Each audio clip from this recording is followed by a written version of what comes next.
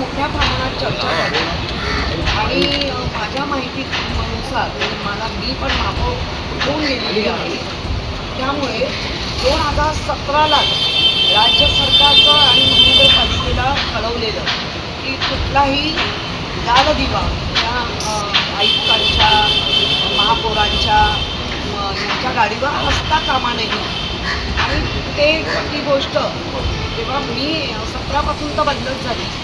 मी जेव्हा 19ला महापौर झाले त्यावेळेला मला जेव्हा सगळा प्रोटोकॉल सांगण्यात आला त्याच्यामध्ये गाडी एक तुम्हाला स्वतःला असेल, त्याच्यानंतर तुम्हाला एक फॅमिली गाडी असेल, त्याच्यानंतर एक सिक्युरिटी म्हणून गाडी असेल, एकच सिक्युरिटी गार्ड असेल. हे सगळं प्रोटोकॉल मला देण्यात आला.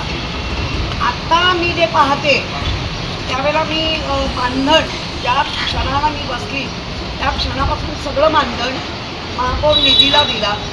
जी गाडी मी नाकारली होती फॅमिलीची गाडी, ही गाडी कधीही मी वापरली नाही माझ्या फॅमिलीसाठी, कारण महापौरांना असते फॅमिली गाडी, ती मी नाकारली होती. आणि तिचं मानधन सगळं तुम्ही मुंबईकरांसाठी महापौर निधीला द्या. पण प्रशासनाने 2 वेळा 3 वेळा पत्रव्यवहार करूनही महापौर निधीला तुम्ही मानधन जे काही खर्च असतो त्या गाडीवरचा, डिझेल असेल, ड्रायव्हर असेल, तो दिला गेला नाही. मानधन दिलं आहे. आणि सरकारला इतका गाजावाजा करून जेव्हा या गोष्टी होतात त्यावेळेला सगळ्यांना माहीत होतं, म्हणजे अगदी सामान्य मुंबईकराला माहिती आहे. ज्या महापौर होतात त्यांना माहिती नसेल का? आणि नसेल असं म्हणता तर प्रोटोकॉल काना विचारून घेतला. आणि हा प्रोटोकॉल विचारायचा प्रश्न येत नाही. पूर्णतः बंदी आहे. तर नक्की कोणाच्या सांगण्याने तुम्ही तो लावलात? मागच्या वेळेला पत्र दिलात बदलीचं, ज्याच्यावरती मुख्यमंत्र्यांनी ते आणलं आहे, ते उठवण्याचा तुम्ही प्रयत्न केलात. मुळामध्ये तुम्हाला तो अधिकार आहे का?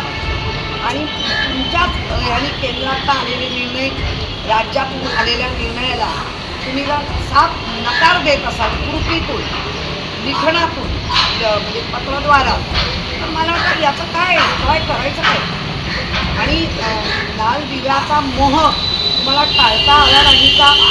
आणि तुम्ही विचारताय की ह्याच्या आधी महापौर दिसले नाही. परत तुमच्या प्रश्नाला उत्तर देते, तुमच्या कृतीसारखे महापौर कधीच दिसले नाही मुंबईला. मुंबईकरांना महापौर दिसले ते मुंबईकरांसाठी झटणारे महापौर दिसले.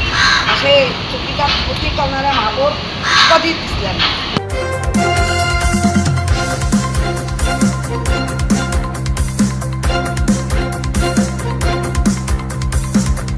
समाज साधना न्यूज, समाजहितासाठी सदैव अग्रेसर.